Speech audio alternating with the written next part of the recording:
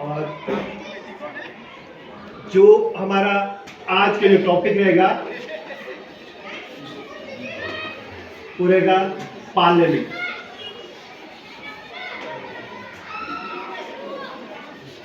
Parliament संसद, ठीक है, ठीक है। तो इस पर डिस्कस करना है। तो बच्चों, क्या आपको संसद के बारे में थोड़ी बहुत जानकारी हुई है? पता है? जैसे पहला क्वेश्चन जो मेरा रहेगा, क्या आप लोकसभा के बारे में जानते हैं या राज्यसभा के बारे में जानते हैं, हमारी संसद के बारे में जानते हैं? तो संसद के कितने सदन हैं? कोई बता सकता है? हमारी संसद के कोई कितने सदन है? बल्कि यहां से 2, ठीक है, चलो वेरी गुड। संसद के 2 सदन है। तो इसका दूसरा अगला बच्चा पल्लवी, संसद के कौन कौन से सदन है? लोकसभा और राज्यसभा। वेरी गुड, बैठ जाओ। तो संसद के 2 सदन बताए हैं, लोकसभा और राज्यसभा। अच्छा, तो लोकसभा के कुल कितने सदस्य चुने जाते हैं? 550। Very good, sit down. 550 सदस्य लोकसभा के लिए चुने जाते हैं। काफी अच्छा ज्ञान आप लोगों को है। तो अगला क्वेश्चन है कि राज्यसभा के लिए राष्ट्रपति कितने सदस्य मनोनीत करता है? इधर राज्यसभा के लिए राष्ट्रपति कितने सदस्य मनोनीत करता है? कोई बात नहीं, सिर्फ कोई बात नहीं, लेसन में आएगा। वेरी गुड, कोई बात नहीं। इसके बाद तो ये काफी नॉलेज आप लोगों को संसद के बारे में है। तो आज का जो हमारा टॉपिक है वो संसद पर है, ठीक है। सबसे पहले हम पढ़ेंगे कि संसद का गठन कैसे होता है, ठीक है। संसद का गठन कैसे होता है? तो पहले से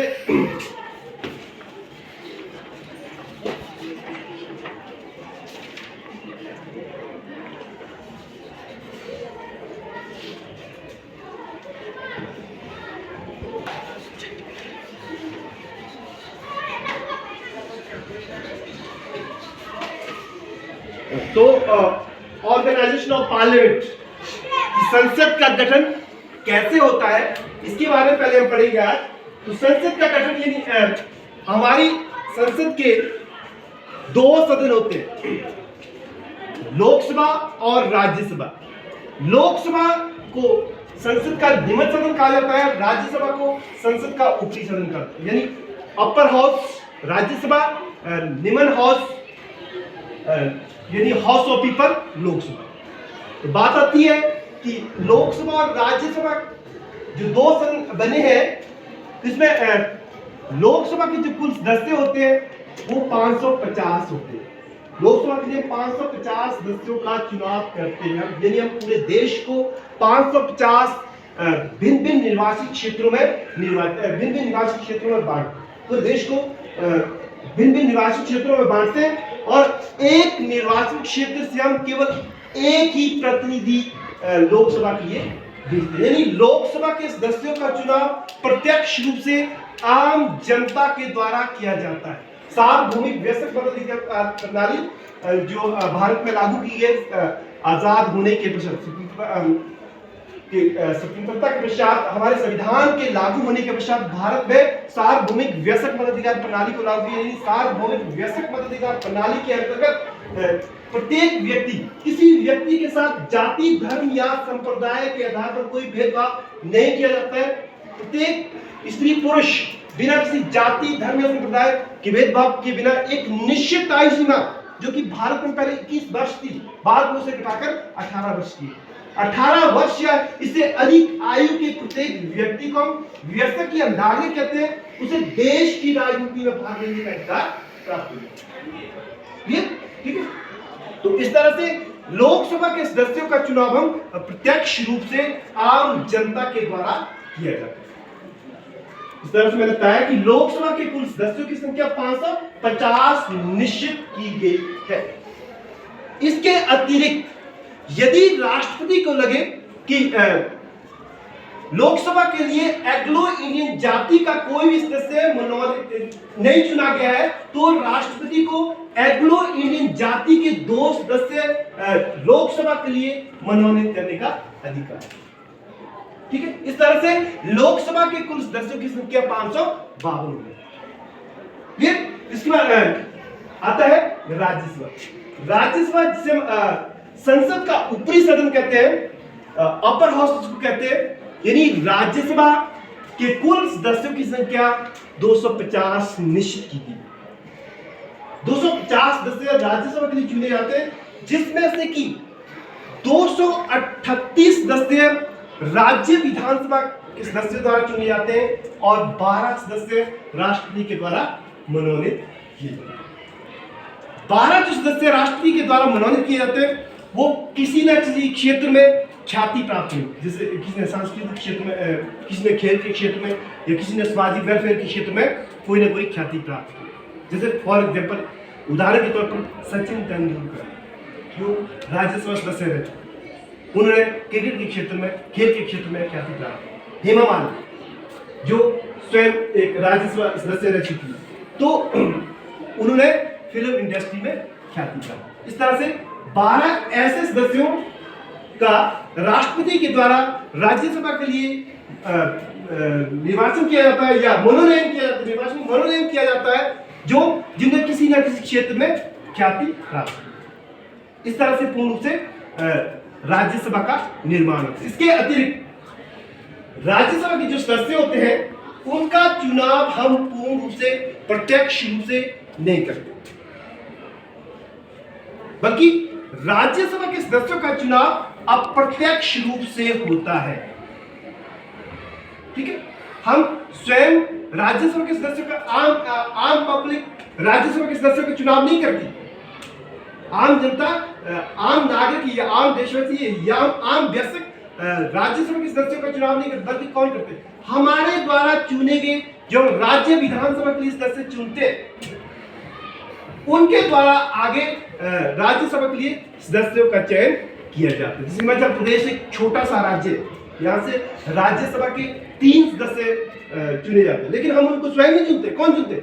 जो हम राज्य विधानसभा के लिए यानी 68 MLA जो चुनते हैं, उनके द्वारा राज्यसभा के सदस्यों का चयन किया जाता है। यानी राज्यसभा के सदस्यों का चयन अनुपातिक प्रतिनिधित्व प्रणाली या एकल संक्रमणीय मत प्रणाली के आधार पर किया जाता है। यानी अनुपात में विधानसभा में जिस अनुपात में जिस दल के जितने सदस्य, उस अनुपात में सदस्यों का चयन राज्यसभा के लिए वहां से किया जाता है। ठीक है, तो ये है ऑर्गेनाइजेशन ऑफ पार्लियामेंट। ठीक है, संसद का गठन कैसे होता है। ठीक है, तो इसके बाद नेक्स्ट है कि नेक्स्ट जो है कि राज्य की लोकसभा का जो के सदस्यों की जो नियुक्ति कैसे होती है, यानी लोकसभा के लिए जो सदस्य की नियुक्ति होती है या उनको कैसे चुना जाता है। ठीक है, तो नियुक्ति के विषय में हम कह सकते हैं कि लोकसभा के लिए जो सदस्य चुने जाते हैं उनकी नियुक्ति, मैंने अभी पहले भी बताया कि पूर्ण रूप से व्यस्क मताधिकार, पहला जो पैटर्न है इस सदस्यों की नियुक्ति जो व्यस्क मताधिकार के आधार पर होती है। तो व्यस्क प्रणाली के अनुरूप, यानी एक देश के द्वारा एक निश्चित आयु सीमा निर्धारित की जाती है, उस आयु सीमा तक पहुंचे हुए प्रत्येक व्यक्ति को हम व्यस्क या नागरिक कहते हैं। उन नागरिकों के द्वारा लोकसभा के सदस्यों का चुनाव किया जाता है। ठीक है, इसके बाद होता है गुप्त मतदान प्रणाली, यानी जिन प्रत्याशियों का हम लोकसभा के लिए चुनाव करते हैं उन प्रत्याशियों को जो चयन होता है वो गुप्त मतदान प्रणाली के द्वारा। गुप्त मतदान प्रणाली ऐसी प्रणाली जिसमें प्रत्येक नागरिक या व्यक्ति अपने मतदान बूथ पर जाकर वो अपने प्रत्याशी में गुप्त रूप से अपने मतों का प्रयोग करते हैं। गुप्त रूप से जैसे ईवीएम मशीन हो या पर्ची सिस्टम हो, तो वहां पर एक पर्दा लगा होगा, वो जो मशीन होगी वो उसके पीछे लगी होगी, या पर्ची सिस्टम को जब अधिकारी उसमें कोई पर्ची देगा तो उस मशीन के पीछे सॉरी पर्दे के पीछे जाकर अपने प्रत्याशियों का चयन के पक्ष में मत दे। किसी भी प्रत्याशी या किसी भी व्यक्ति को यह पता नहीं लगेगा कि मतदाता ने किस प्रत्याशी के फेवर में अपने मतों का प्रयोग। ठीक है, तो ये लोकसभा के सदस्यों का जो चयन होता है इस मतदान टर्म अवधि में, यानी सॉरी इसके बाद होता है कि लोकसभा के सदस्य के लिए क्या क्या योग्यताएं होनी चाहिए। जब लोकसभा के सदस्य नियुक्त किया तो उसके लिए कुछ एक योग्यता होनी चाहिए। पहली योग्यता होती है इसकी, कोई भी चुनाव होता है पहली योग्यता होती है कि वह भारत का नागरिक हो। ठीक है, भारत का नागरिक होना चाहिए। इसके अतिरिक्त दूसरी जो योग्यता होती है कि लोकसभा का सदस्य बनने के लिए 25 वर्ष की आयु निश्चित की जाती है। ठीक है, 25 वर्ष या इससे अधिक आयु के प्रत्येक व्यक्ति या वयस्क देश की राजनीति में भाग ले सकते हैं। इसका तीसरी जो योग्यता होती है कि वह किसी सरकारी पद पर आसीन नहीं होना चाहिए। यदि वह सरकारी पद पर आसीन होता है तो उसे लोकसभा के सदस्य बनने से पहले उस पद से त्याग पत्र देना। ठीक है, तभी वो लोकसभा का चुनाव लड़ सकता है। इसके बाद पश्चात जो चौथी योग्यता होती है कि वह पागल या दिवालिया नहीं होना चाहिए। पांचवी जो योग्यता होती है कि उसे न्यायालय द्वारा उस पर कोई मुकदमा दायर नहीं होना चाहिए, उसे अपराधी घोषित नहीं किया गया। अगली जो योग्यता होती है कि वह संसद का सदस्य बनने के लिए योग्यता रखे। इस पर नेक्स्ट आता है कि कार्यकाल, लोकसभा के सदस्यों का कार्यकाल कितने वर्ष होता है। तो लोकसभा के सदस्यों का जो कार्यकाल होता है वो होता है 5 वर्ष।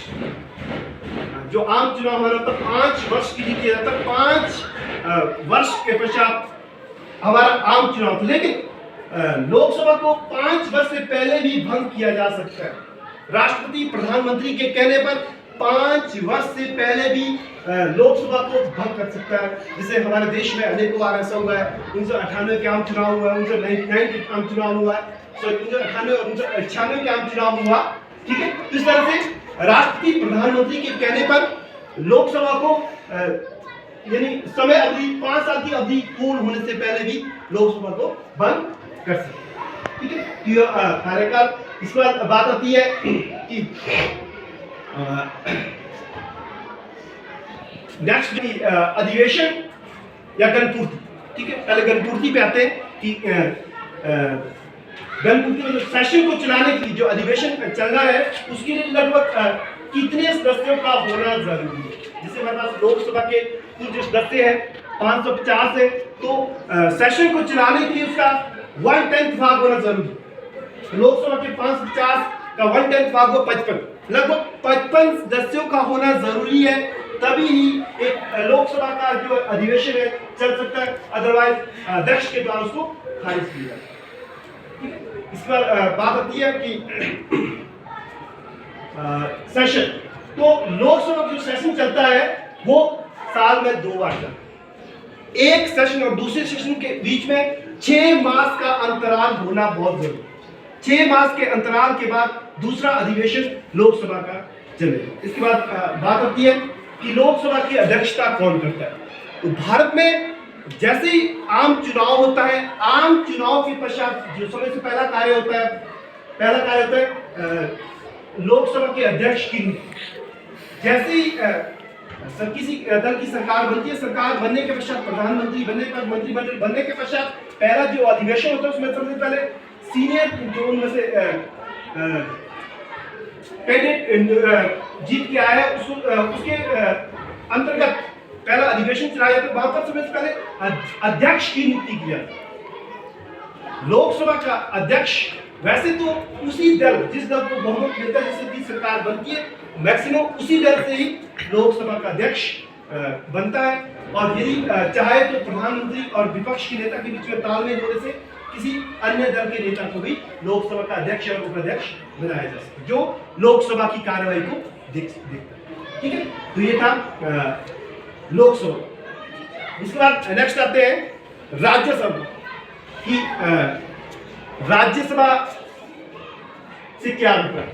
तो राज्यसभा आते हैं। राज्यसभा यानी राज्यसभा मैंने बताया कि राज्यसभा के लिए 250 सदस्य निर्वाचित किए जाते हैं, लेकिन 250 सदस्यों में से 12 सदस्य राष्ट्रपति के द्वारा मनोनीत किए जाते हैं 238 सदस्यों का चुनाव राज्य विधानसभा के सदस्यों द्वारा, तो देश में जो 28 राज्य हैं, 9 केंद्र शासित प्रदेश है, उन सदस्यों के द्वारा राज्य 238 सदस्यों का निर्वाचन किया।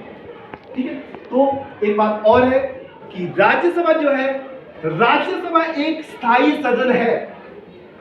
राज्यसभा कभी भी भंग नहीं होती। राज्यसभा चली जाए, जैसे लोकसभा भंग होती है, 5 साल में आम चुनाव होता है, सरकार भंग होती है, नई सरकार होती है, लेकिन राज्यसभा एक स्थायी सदन है जो कभी भी भंग नहीं है। इसका पीछे रीजन ये है कि जब 1952 में प्रथम आम चुनाव हुआ, तो उसमें जब पहली राज्यसभा बनी थी, तो उस राज्यसभा में कुछ नियम बनाए गए, यानी राज्यसभा के 1/3 जो सदस्य वो प्रत्येक 2 वर्ष के पश्चात रिटायर हो जाते हैं। ठीक है, वैसे तो राज्यसभा के सदस्यों का कार्यकाल 6 वर्ष होता है, लोकसभा के सदस्यों का कार्यकाल कितना होता है, 5 वर्ष होता है, लेकिन राज्यसभा सदस्यों का कार्यकाल 6 वर्ष होता है। लेकिन जब पहली राज्यसभा बनी थी, उसमें एक फॉर्मूला लगाया गया था, लॉटरी सिस्टम बनाया गया था। किस तरह से ये मैं बताता हूं।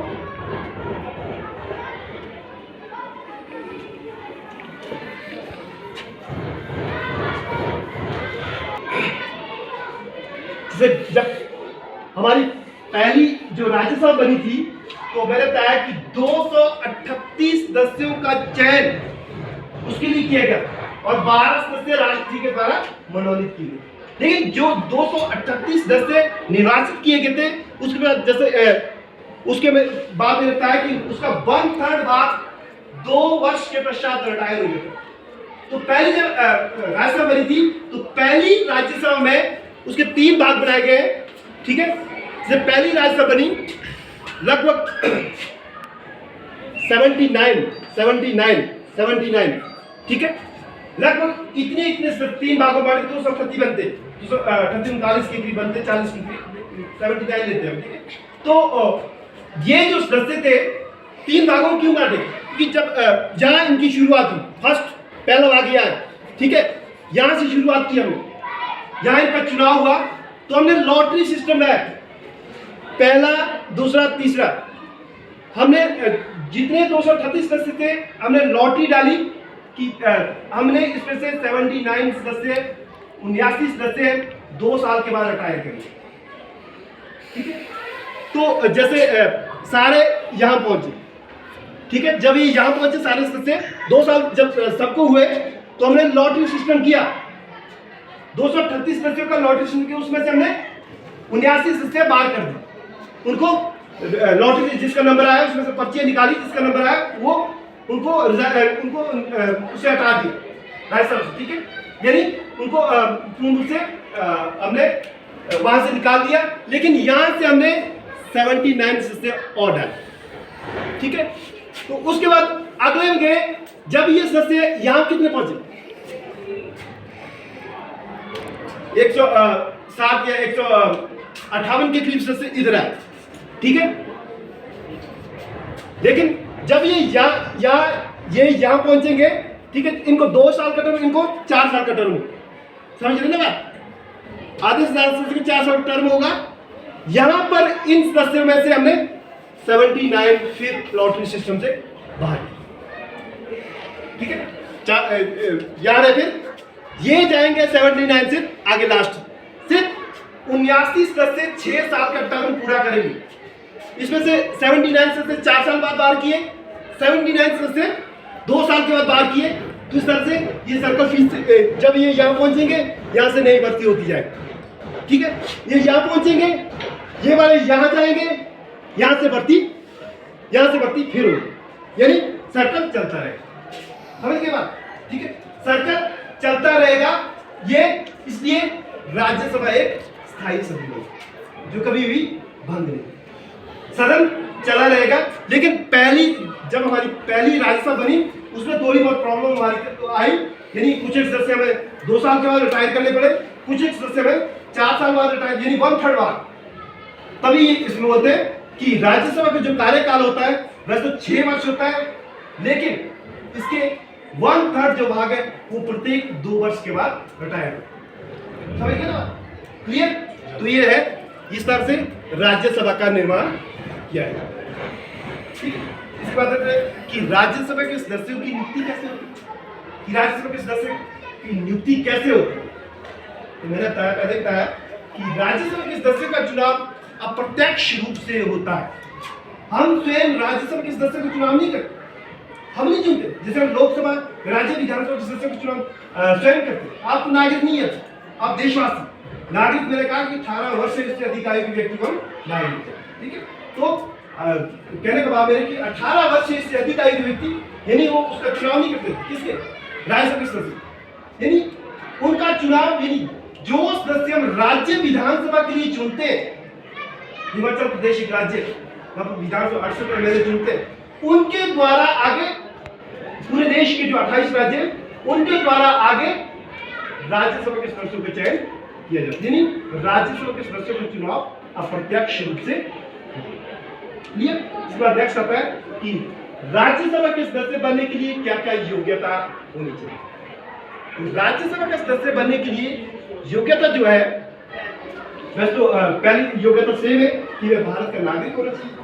ठीक है, उसका दूसरी योग्यता है जैसे लोकसभा के लिए आयु सीमा कितनी थी?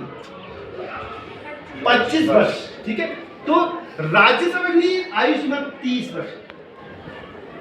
केवल वही व्यक्ति राज्यसभा के सदस्य बन सकता है जिसकी आयु 30 वर्ष या इससे अधिक। ऐसे व्यक्ति ही राज्यसभा के सदस्य बन सकते। ठीक है, इसका नेक्स्ट है कि वह किसी सरकारी पद पर आसीन न, यदि वह सरकारी पद पर उसे अपने पद से त्याग करके पहले देना है।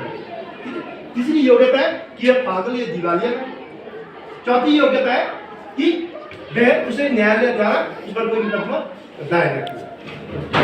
इस तरह से पांचवी कि वह राज्यसभा सदस्य बनने की योग्यता रखता है। ठीक है, इस बार आती है अधिवेशन गणपूर्ति। तो गणपूर्ति में आता है कि राज्यसभा के कुल कितने सदस्य? 250। 250 यानी गणपूर्ति के लिए राज्यसभा की सेम है लोकसभा की तरह। जिस तरह लोकसभा का 1/10 भाग होना जरूरी है, उसी तरह राज्यसभा के लिए 1/10 भाग होना जरूरी। तो 250 का 1/10 भाग हो 25। तो राज्यसभा की कार्यवाही को चलाने के लिए लगभग 25 सदस्यों का होना जरूरी, तभी ही राज्यसभा की कार्यवाही चलेगी। इस पर नेक्स्ट आता है कि सेशन। तो राज्यसभा के भी लोकसभा की तरह साल में 2 सेशन होते हैं, उनके बीच में 6 मास का अंतराल होना बहुत जरूरी है। ठीक है, क्लियर? संसद पर हमारा आज का लेसन क्लियर लग गया? पता क्वेश्चन पूछ जाए पीछे क्लीना। राष्ट्रपति राज्यसभा के लिए कितने सदस्य मनोनीत करता है? राष्ट्रपति राज्यसभा के लिए कितने सदस्य मनोनीत करता है? इधर पल्लवी 12। गुड, बैठ जाओ, कोई बात नहीं, चलो ठीक है। अच्छा बॉयज पीछे, लास्ट वाला बॉयज थोड़े जा। राज्यसभा के कुल कितने सदस्य होते हैं? या राज्यसभा की ठीक है। अच्छा इधर लड़की, राष्ट्रपति लोकसभा के लिए कितने सदस्य मनोनीत करता है? मनोनीत करता है लोकसभा के लिए, लोकसभा के लिए पदवी 2। बैठ जाओ, ठीक है। तो इसलिए ये लेसन हमारा आज क्लियर हो गया। Thank you.